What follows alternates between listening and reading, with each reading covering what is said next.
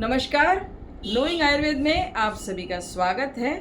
मैं वैद्य वृंदा राव। पिछली वीडियो में हमने वर्षा ऋतु में किए जाने वाले आहार का विस्तृत जानकारी लिया, क्या क्या शाक खाने हैं, क्या मसाले हैं इत्यादि। आज हम बात करेंगे उसमें और एडिशन करते हुए कि वर्षा ऋतु में आयुर्वेद ने आपको अचार खाने के लिए निर्देशित किया है।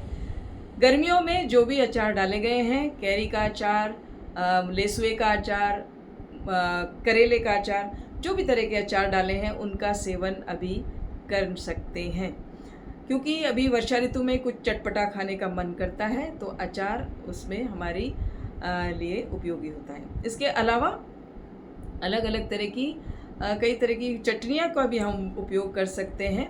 हरी मिर्च, मूंगफली, चना, इनके साथ में प्याज, टमाटर, इनके साथ में नींबू या अनारदाना, इन सब के साथ में बनाई गई, अदरक के साथ में बनाई गई चटनियाँ अलग अलग तरह की, वो भी हमारे स्वाद को और पाचन को बनाए रखती हैं। और इसके अलावा मुरब्बे, जो कि कैरी का मुरब्बा, आंवले का मुरब्बा, इस तरह के मुरब्बों का भी प्रयोग अभी वर्षा ऋतु में करना बताया गया है। इसके बाद हम बात करेंगे वर्षा ऋतु के फल, ड्राई फ्रूट्स और नट्स के बारे में। तो देखिए, जहाँ तक फल की बात है, वर्षा ऋतु में सदाबहार जो केला है, बारहमासी, वो अभी उपलब्ध होता है भरपूर मात्रा में। केले की जहाँ तक बात है तो केला जब भी आप खाएं तो कैसा केला खाना है, छिलका कच्चा हरे रंग का नहीं हो, पतला हो जाए और उस पर काले काले डॉट्स या स्पॉट्स हो जाएं, छिलका पतला हो जाए, इस तरह से पका हुआ केला स्वाद में मधुर होता है और उसमें केले की एक फ्लेवर भी आती है।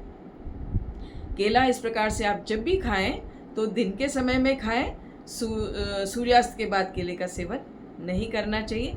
और जब भी केला खाएं दिन में भी, तब एक इलायची का प्रयोग साथ में ज़रूर से करें, चाहे इलायची का पाउडर उसके ऊपर डाल के खाएं या एक इलायची मुंह में रख के उसको चबा लें।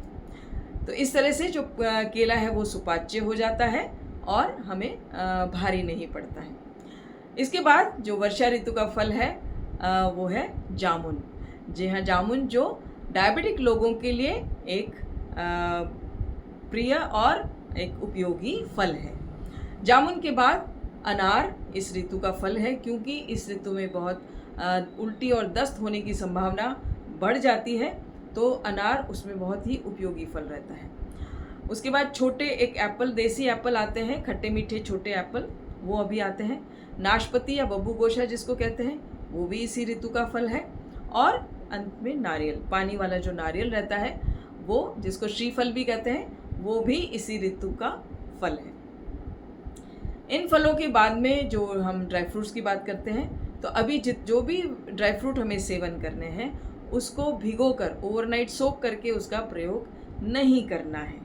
अभी जो भी हम नट्स लेंगे वो हम उसके ओरिजिनल फॉर्म में ही उसका प्रयोग करेंगे, जैसे किशमिश, मुनक्का, अंजीर, खजूर, खुबानी, इस तरह के जो भी ड्राई फ्रूट्स हैं उसका सेवन हम उसके स्वरूप में या फिर आधा दूध आधा पानी में उबाल कर इसको करना है। इसके बाद नट्स की जहाँ तक बात है तो बादाम लिया जा सकता है अभी, लेकिन अधिक मात्रा में नट्स का प्रयोग नहीं करना है। 4 से 5 बादाम, 1 से 2 काजू लिया जा सकता है। अखरोट की बात है तो 1 से 2 पीस अखरोट।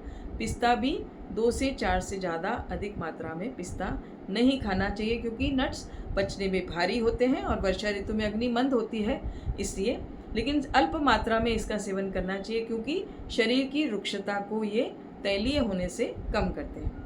इसी में एक जो है वो है नारियल गोला, जिसको टुकड़ा करके भी या कद्दूकस करके भी इसका प्रयोग हम अलग अलग आइटम्स में कर सकते हैं। तो इस तरह से ये नारियल भी हमारी शरीर के अंदर की रुक्षता को कम करता है और वायु को कम बनने देता है, या वायु बने तो अनुलोमन कर देता है।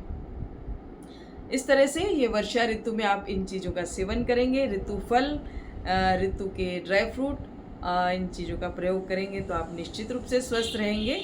आपको वीडियो अच्छा लगता है तो लाइक करें, शेयर करें और कमेंट करें। आगे और वीडियो के साथ आप सबके सामने प्रस्तुत होंगी। नमस्कार।